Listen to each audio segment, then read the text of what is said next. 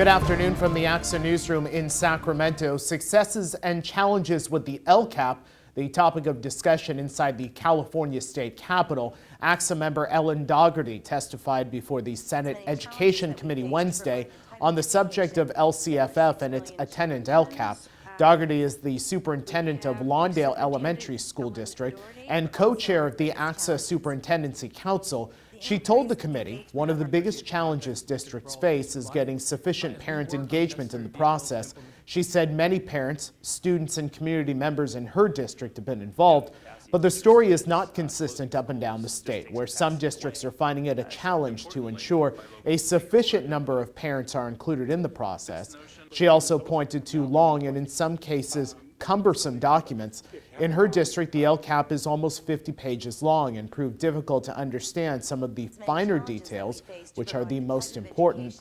Dougherty says more needs to be done to move the process forward, and one of those steps begins with the county offices of education. The counties need the tools to be consistent in their effort to support school districts and to provide insight. And we need to be consistent within the counties and across the counties.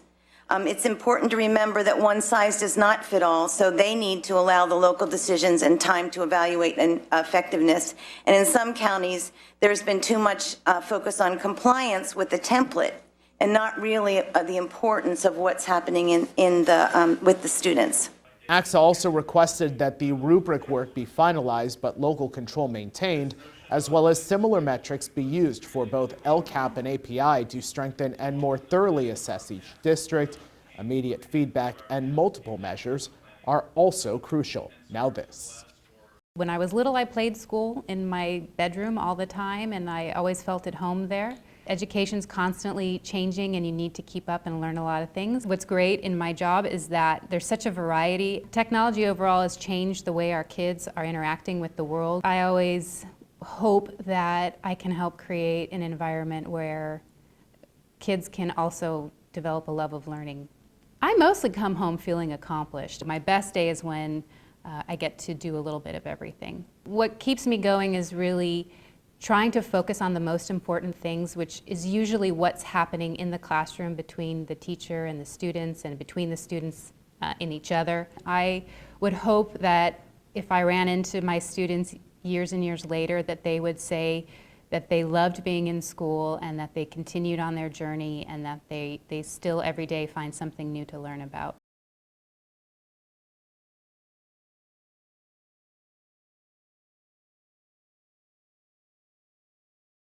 ACSA is dedicated to providing professional development to members and potential members statewide.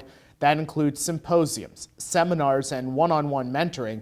Information on all professional development seminars, symposiums, and retreats can be found by clicking the Educational Services tab on our website. We're back Thursday with another edition of the ACSA News from the ACSA headquarters in Sacramento. I'm Najah Khan. News and information available 24 hours a day here at ACSA.org.